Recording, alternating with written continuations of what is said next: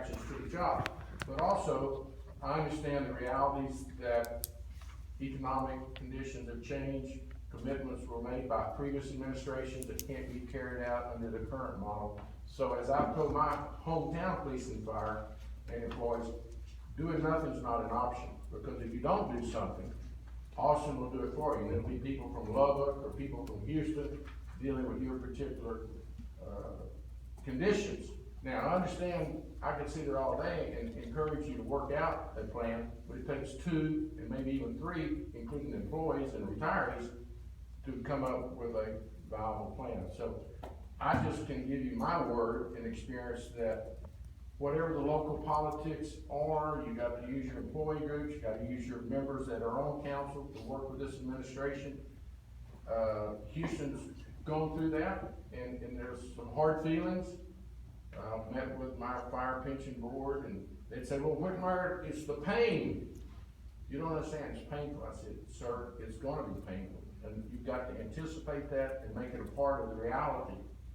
So you've got a very great professional team in Austin. You've got a lot of influence in your delegation. I would certainly reach out to your House and Senate members from this region, work with the employee groups, but I guess at the end of the day, ladies and gentlemen, it's gonna have to be around this table that you make tough calls and use your connections, networking to get the city to meet you halfway, if not more than halfway. I understand the big numbers involved. Houston's going out with $1 billion pension obligation bonds, is a major element of their compromise. So with that, I'm just here to say I'll be there, your team will be there, but we're largely I thought about being honest with you and tell you the politics of Austin, be honest with you, always, but the insider stuff.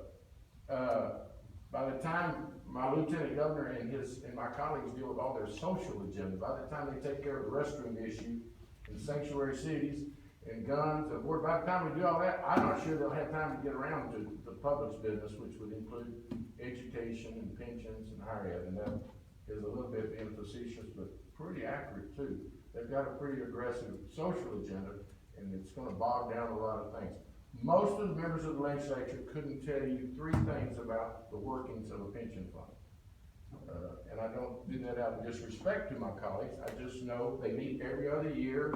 They're from every small community in Texas, and to talk to them about the dynamics of your fund, they're gonna look to some of your representatives in your professional help. One thing I would close on and really emphasize, the idea to bring the pensions from Austin back to either Dallas or Houston.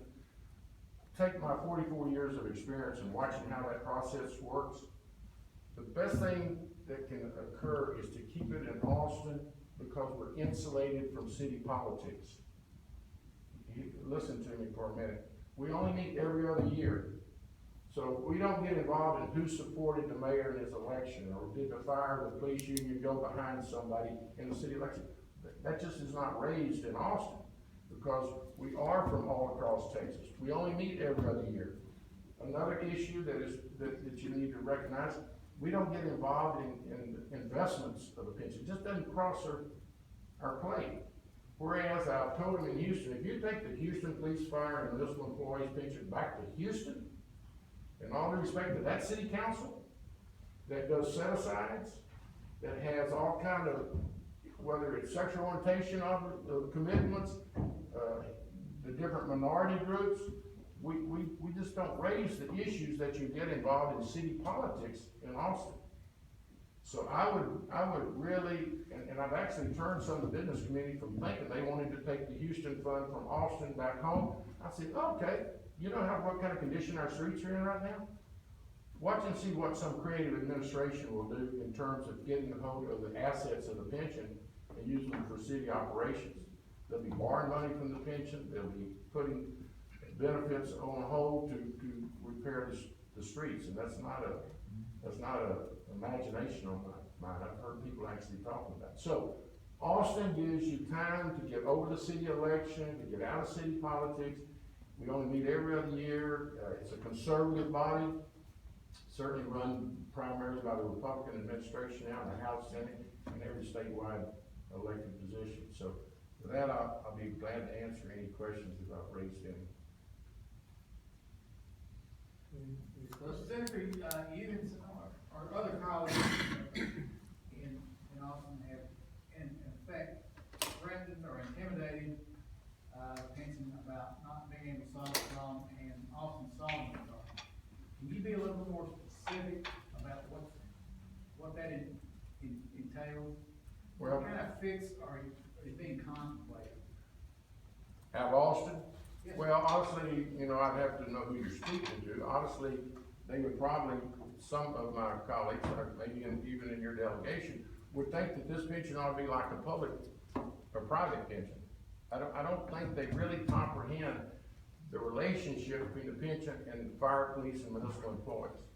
So they may be being influenced by Josh McGee and others, and they just look at the bottom line. They don't consider, for instance, Houston, we may lose 400 or 500 police and fire if they go forward with this proposal that's on the table. Somebody better be anticipating that. And unfortunately, some of my colleagues have tell you, well, if you don't fix it, we'll do it for you, and it'll be defined contributions, be 401k. Well, that's fine, but when you got about 500 officers walk out of the police department, and you can't recruit people, because historically, that retirement plan has always been a real tool for recruiting, somebody better be having an alternative, contingency plan for not only providing public safety, but, those threats, honestly, that's a legislative process. People play hardball. I know your mayor's talking tough, and he's a businessman, but I just think reasonable people have to sit down at the table and say, and Sylvester Turner's doing a fine job in Houston by saying everyone's gonna feel some of the pain. The city's having to come up with some serious additional revenue, and we're in a hell of a fix in Houston because we got a revenue cap that was passed years ago. And that's the reason he's going to the bond issue, which was actually a proposal of his opponent that he defeated last November. So, I wouldn't I would listen to anybody that tells you that. If you'd name them, I probably could grade how successful they'll be. But the leadership, Dan Patrick, wants to help you. And quite frankly, he's a friend of and has a lot of law enforcement and police and municipal employee support. So, it's not gonna be pleasant for anyone involved, and it's a hell of a note. We can go back and play the blame game, but it is what it is today. And I'm just here today to say, yeah, anybody that would tell you I'm gonna get you in Austin, it's because if you don't have a plan. I believe Austin will respect your local community, the integrity of this board, working with its delegation and local officials. If you come up with a plan, I think you can defend it and you'll be successful. And Josh McGee and the Pension Review Board, I've already said, they're in an advisory role more than anything. They don't, by statute, can tell you to do anything. But I would also emphasize your employee groups who are there full-time, get involved in campaigns, will have a lot of influence. And Frederick and those guys, they have influence beyond the Dallas delegation. In fact, they'll be at my event tonight in Houston. But I guess the message is we're all in this together. And I know it's hard for me to say, come up with a plan, because it takes the other parties to want to do that too. And you've got some real severe problems we're aware of. Well, Senator, I know we've got the House Pension Investment Committee. Yeah. On the Senate side, where would we go? Go to State Affairs. Senator Huffman is actually, I think, going to carry the Houston proposal. So she's becoming more and more informed on the inner workings of the fund. But what she's depending on, and which what I'll listen to, and kind of part of my sermon this morning is, we're going to look to the local groups, and for certain this mayor, we got a strong form of mayor, so our mayor can really drive the train, whereas you've got a little different mechanism. But I think Joan would look and expect, if she was here, she'd echo what I'm saying is, whatever it takes in the next 2 months, try to come up with a proposal that you can give to your delegation, your professional representatives, and try to make it successful. And it's not gonna be fun, I understand that. I just got a statement to make, I've been on the board 3.5 years, Senator, and I've always appreciated your honesty and your, caring for the first responders and everything. I think it, speaks very highly of you as a state representative and politician. Well, thank you. You know, a lot of our problems, and I think probably how you find yourself in this situation was previous administrations just made promises that the current economics will not support. And I've been there longer than anybody, and I've certainly watched it occur. We suffer from term limits, although they just went to 2-4 now. But I have watched it sitting there, watching Lee Brown, Bill White, and East Parker, other mayors. We've never done a thing in Austin they didn't ask us to do, through council resolution. They asked us to put that in statute, and we did it. The problem was, when the bills came due, they weren't anywhere to be found. 6-year term limits. They passed proposals to get some political support, benefited a lot of them too, and on their staff. Unreasonable COLAs, et cetera, then they leave. And, we gotta stop that model. And I know you've got a tough job, that you inherit, many of you have inherited, but, it won't play that way again. But I'm a huge supporter in defined benefits. I understand, I've grown up and been around municipal employees for years. It is the biggest asset they've got. Now, I was in Round Rock at a Nolan Ryan charity deal Sunday night, and a lady came all the way across there and said, my husband wants me to meet you. He just retired from Houston Fire after 37 years. And he says, don't worry, Whitmire, look out for us in Austin. I said, well, that's nice, and that is what I'm gonna do, but ma'am, I know what he just retired in his drop and took home. And that's not gonna be the case in the future. Because if we try to stay on the old benefit schedule, the whole damn thing will come crashing down, and will play right into the hands of those that would like 401ks or defined contributions. So that's what we have to tell our members, whether they're active or retirees. We're just not gonna be able to sustain what was promised to you years ago.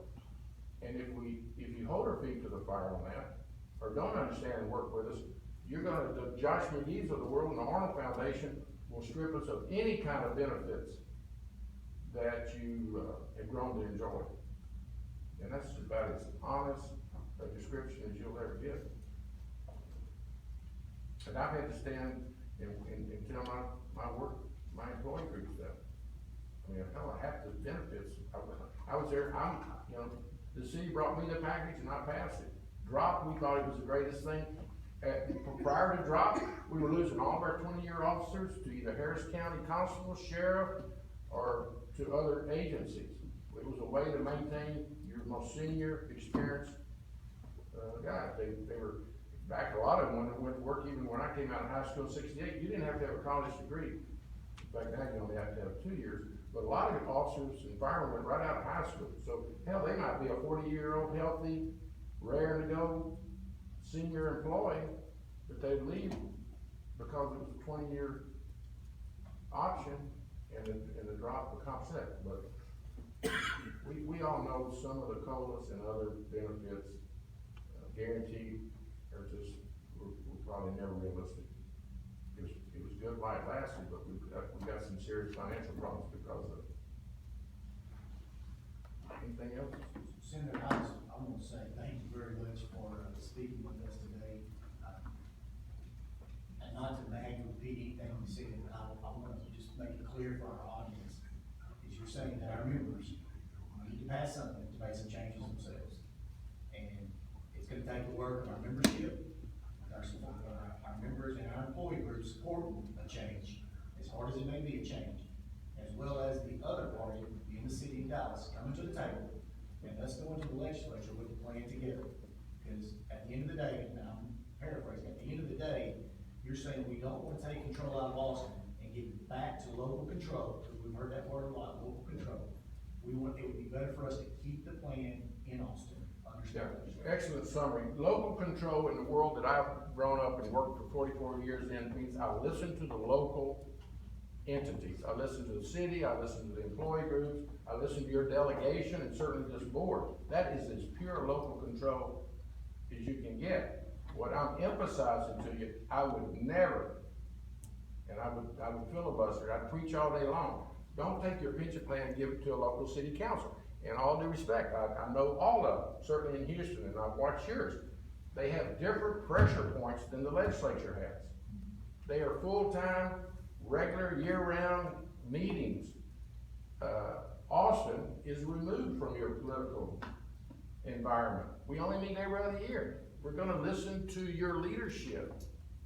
But you take it and give, I actually killed that idea with the Houston Chamber of Commerce, the partnership they call themselves. They said, well, Whitmire, we didn't mean, let the city control the investments, we just want the city control the benefits, because that's who's gonna pay for it. I said, we can't have one entity dealing with investments, with the benefit side, without also controlling the investments.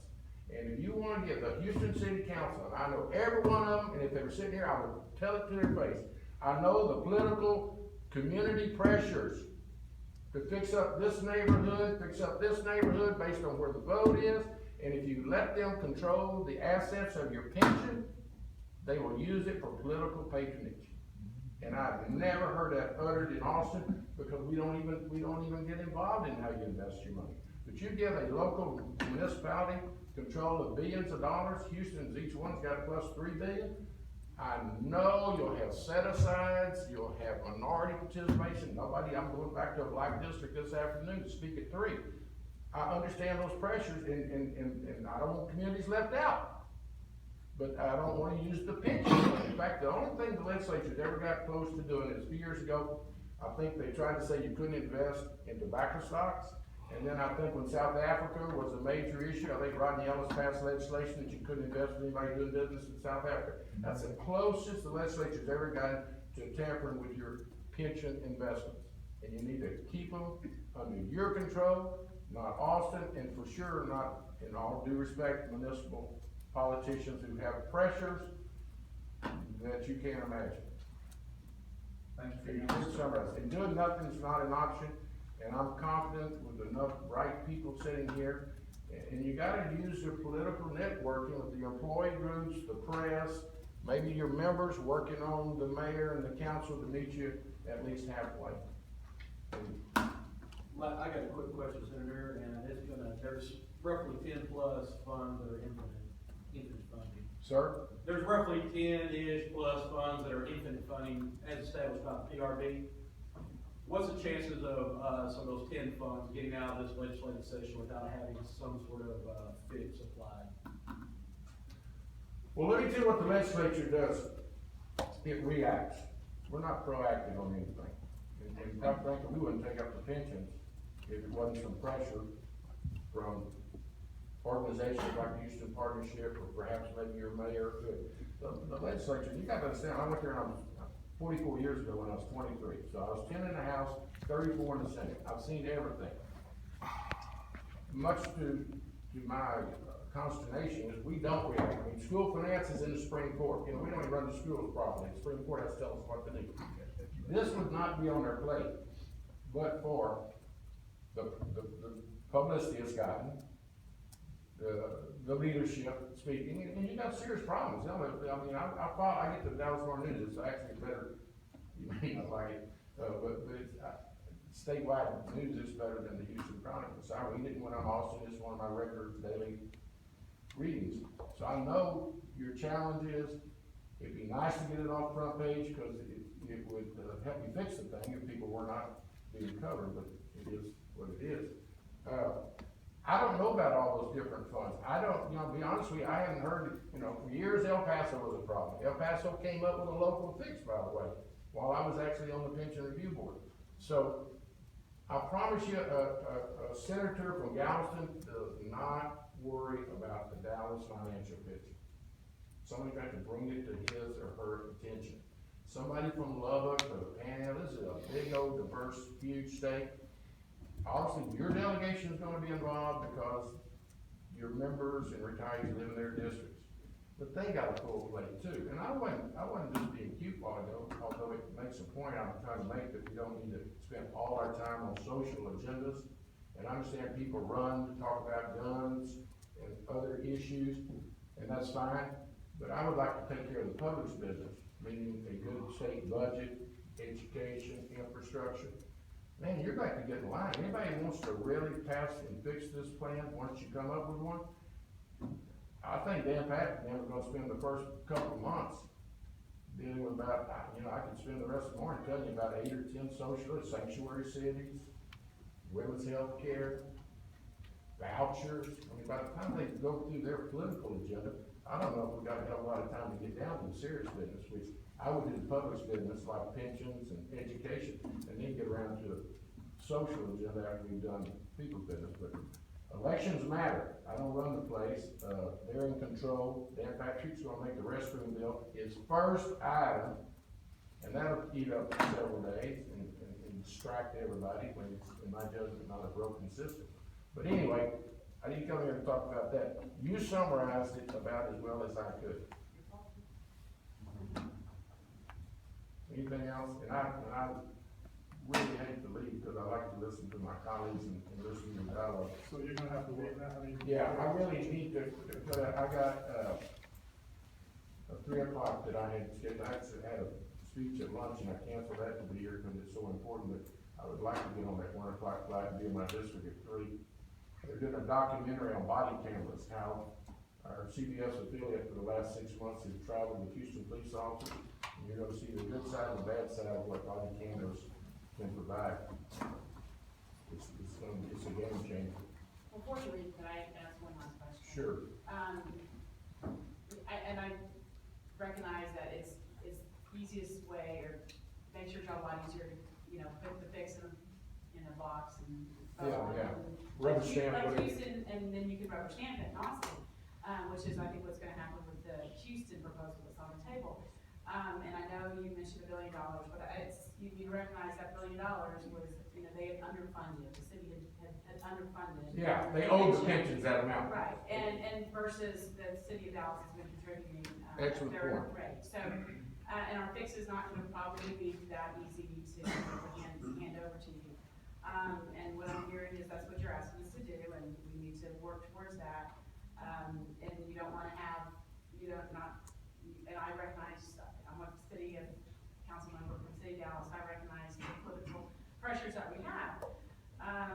But we've also managed an ERF without tapping into that for other resources, so, which is our employment retirement, and not been used, and it has governances that we can't use to fix streets, so it's something that, because I'm also hearing, I just want on the record, you're saying you're gonna fix it and keep it in your control and legislators, but you're not gonna financially be there to support it when it goes under.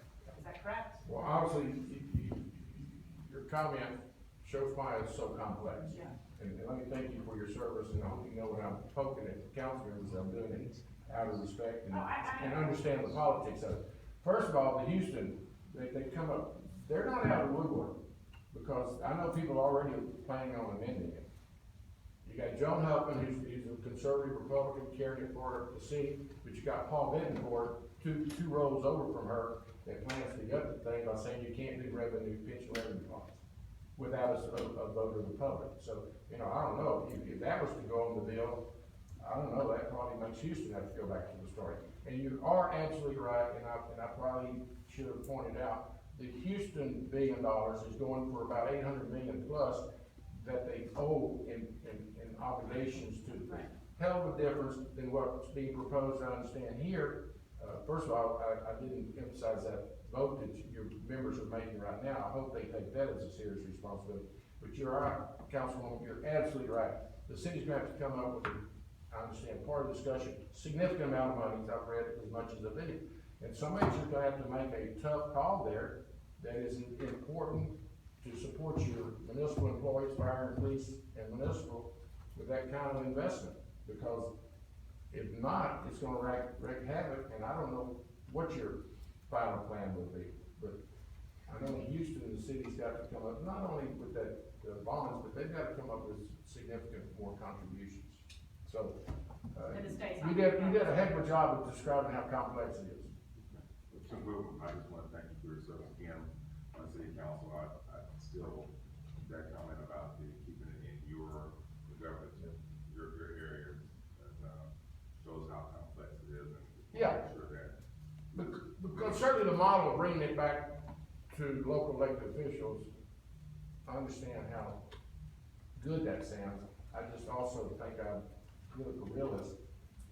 We just don't have the pressure that you would have, sir, to use it, not you, and that's another thing I want to emphasize. Even your mayor, who I understand is I've watched him, he's very impressive. He won't always be there. The two of you won't always be there. So whatever model you decide to go with, anticipate a new set of council members or legislators that may not be as well intended as we are.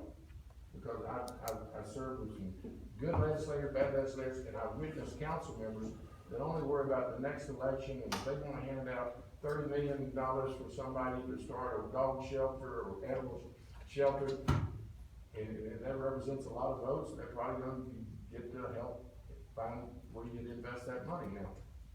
That's strongly my understanding of the system. I didn't design it, I just know when I see it. And honestly, y'all run for office and you have the ultimate responsibility. I am a huge believer in elections matter, and Lord knows we're getting a dose of it right now, on all fronts. I don't know who was supposed to rig that damn election today, but they sure called me fired. Whoever was supposed to have that damn thing rigged Tuesday really screwed up. Personnel that went back, who they hired. So Senator, there's one person in the audience that's been very good at that, he wants to say something. Sure. So I'll let He him wants me to know. hear it? I've been- Senator, I just wanted to say thank you on behalf of 9,000 retirees with the Dallas Police and Fire Pension Fund. We appreciate your support. It's been great to have you. We look forward to continuing to have you. I'll probably see you in Austin. And Fred just sent me a message and said he's looking forward to you.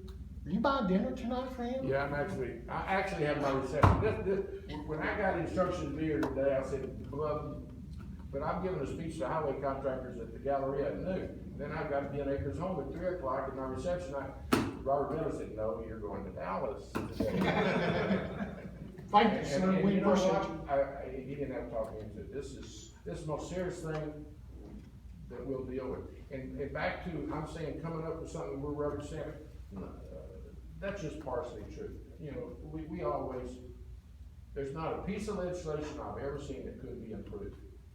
So whatever your plan is, if somebody at the last minute's got a good point and it represents your consensus, I wouldn't hesitate. I'm not gonna, somebody bring me a bill and say, I can't use my own intelligence or experience.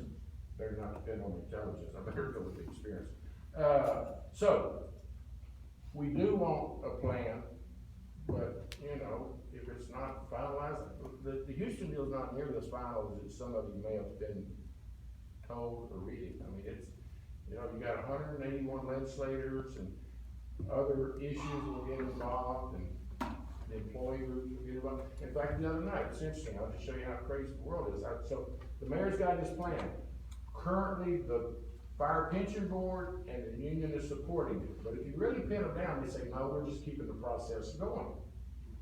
And so the fire union asked me at dinner that night, he said, the Drew Whitmire pension, the Fire Pension Board has said, if we don't like the final language of the mayor's proposal, and he's still working on that thermostat, the quarter deal, where it'll make him come back to the table, nobody knows how the hell that's gonna work. The fire pension is telling everybody, Whitmire will carry his own bill. I said, no.